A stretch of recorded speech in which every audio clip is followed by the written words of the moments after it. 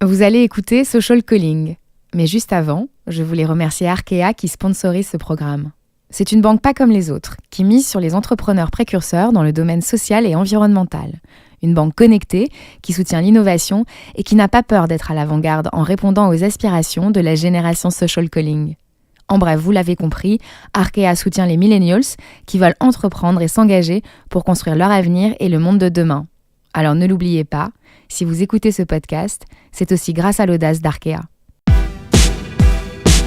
Donc on s'est pas trop posé de questions et on l'a juste fait nous-mêmes et franchement c'était des super belles expériences, des super rencontres. Social Calling, Lucie, épisode 13. Aujourd'hui on est en train de prendre une vraie place d'acteur clé de la lutte contre le gaspillage alimentaire. Lucie, c'est d'abord une caricature. Elle a grandi entre un père médecin et une mère avocate dans une bulle protégée où fourmillent les bobos parisiens. Son physique athlétique est agréable pour les yeux. Elle a toujours été parmi les filles populaires à l'école, là où elle a sauté une classe et fait du volley en compétition. Petite, on l'appelait Madame Je sais tout, alors rien d'étonnant à ce qu'elle soit venue grossir les rangs des diplômés des grandes écoles de commerce. Mais Lucie, c'est avant tout une fille clivante, qu'on aime ou qu'on déteste, profondément anti-système, qui adore être sur le devant de la scène et qui n'hésite pas à aller au front pour défendre ses convictions. Une fille engagée, en quête de sens, au point de passer ses nuits sous la pluie à distribuer de la bouffe aux sans-abri pour lutter contre le gaspillage alimentaire. De Lucie, deux destinées possibles, laquelle l'a emportée.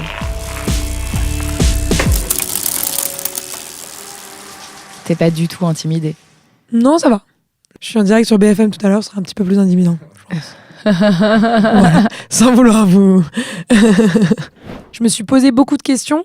C'est quand mon propre manager chez Nestlé, en fait, m'a dit « Mais qu'est-ce que tu fais là ?»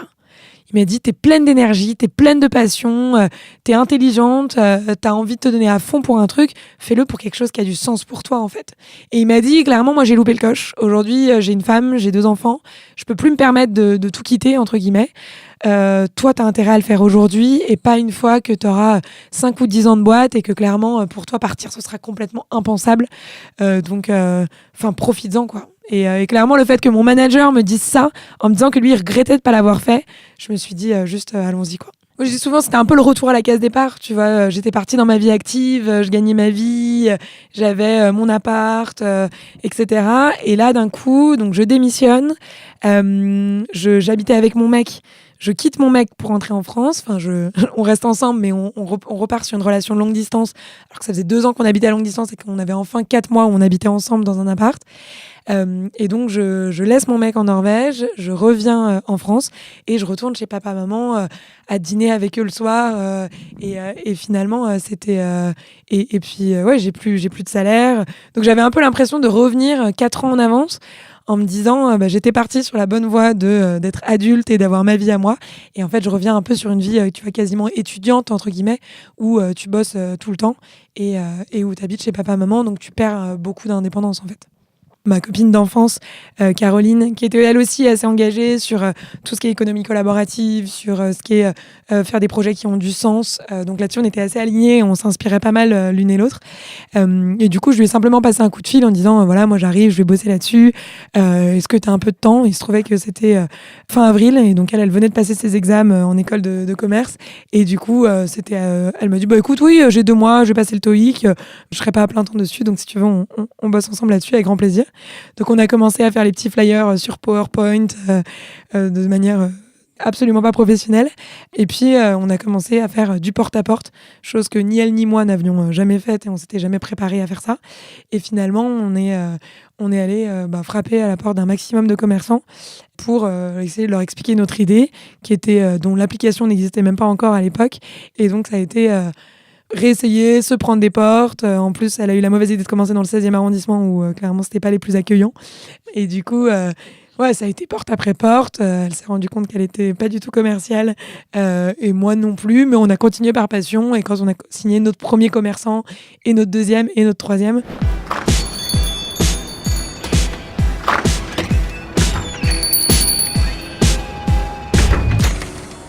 Donc ça, c'était les débuts. On a aussi... pour nous, c'était hyper important de s'assurer que notre application, elle lutte contre le gaspillage alimentaire et que donc elle incite tout le monde à faire une action très concrète, très simple pour réduire le gaspillage, mais qu'on puisse aussi en faire profiter un maximum de gens et surtout les gens dans le besoin qui n'ont pas forcément un smartphone. Et du coup, très tôt dans l'application, on a organisé le don à un sans-abri. Et donc, on récoltait des dons via l'application et nous, on faisait les maraudes. Donc, on allait, avec les dons sur l'application, acheter un maximum de paniers Too Good To Go et on passait des heures à aller les distribuer aux sans-abri dans la rue, sachant que, en fait, c'est pas si simple. Il y a beaucoup de gens qui disent il faut absolument le faire, etc. Mais clairement, parfois, on passait 1 heure à chercher des sans-abri parce qu'il suffit qu'il pleuve et ils vont tous se mettre dans le métro. Ou parfois, déjà, on a compris que beaucoup de sans-abri, par exemple, ne mangent pas forcément de viande aussi. Donc, nos sandwichs au porc, etc., on pouvait juste les garder et continuer à rechercher la prochaine personne qui accepterait nos sandwichs. Donc, ça a été vachement de galère. Et notamment, je me rappelle de moments sous la pluie où moi, j'étais à vélo avec tous mes sacs en papier, bien sûr, parce que je voulais ne pas utiliser de plastique et que, si tu veux, mes sacs se déchiraient sous la pluie. Et j'étais là en vélo avec le truc qui explose et qui tombe par terre et moi qui ramasse les petits pains et tout. Enfin, c'était vraiment les grosses galères du début. Depuis, on s'appuie sur des associations locales qui le font bien mieux que nous.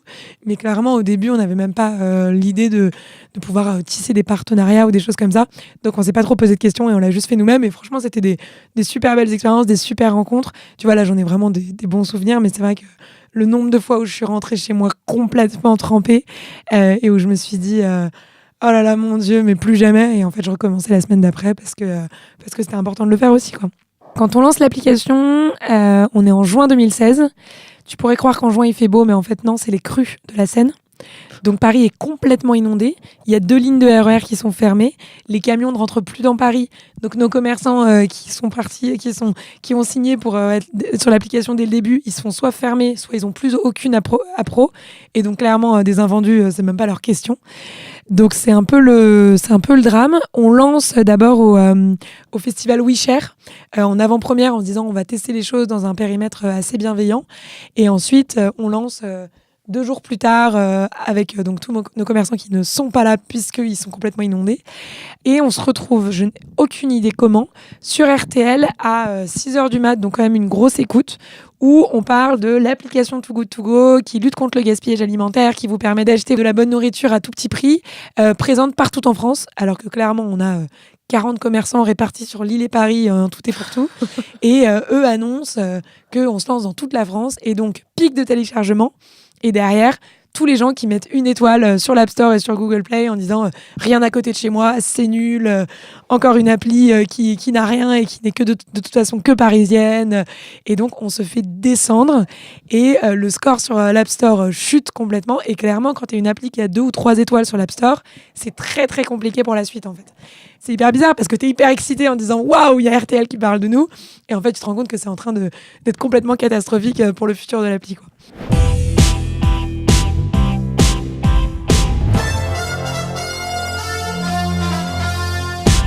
Les premiers recrutements, c'est soit des bénévoles en première étape, où on a Camille, la première employée de la boîte, qui me contacte, qui pense qu'elle postule pour une vraie boîte, tu vois, donc elle a son entretien et tout. En fait, il n'y a que moi derrière l'écran, il n'y a personne d'autre.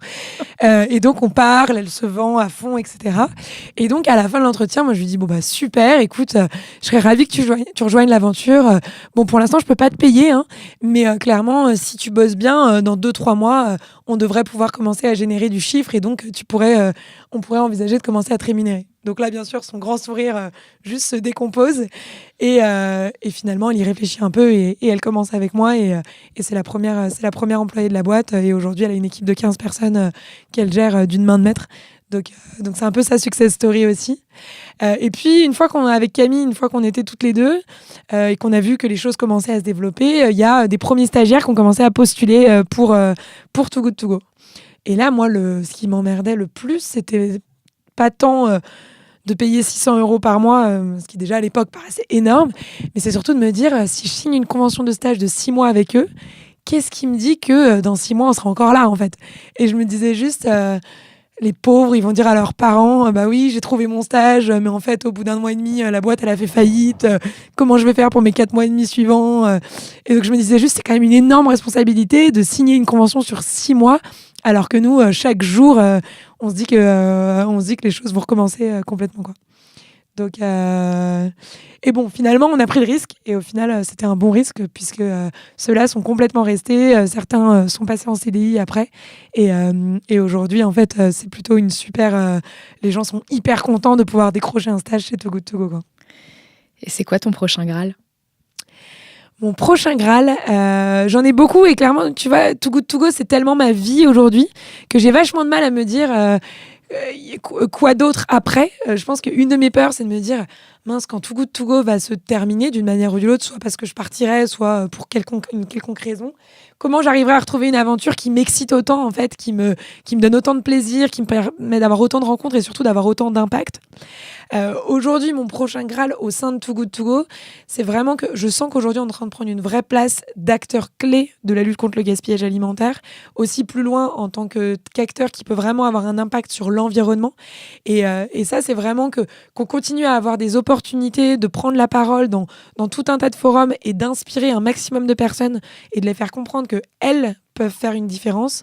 Ça, c'est vraiment un truc qui m'anime au quotidien, en fait. Et plus on arrive à se développer là-dedans, plus je serai contente et que je me dirais que je suis vraiment à la bonne place au quotidien et que j'ai choisi le bon combat pour moi, quoi.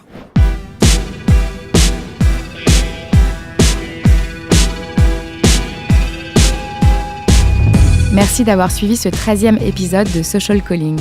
Je vous donne rendez-vous la semaine prochaine avec Anthony, un petit poisson banlieusard qui a fini par remonter la chaîne alimentaire jusqu'à se hisser dans les plus hautes sphères.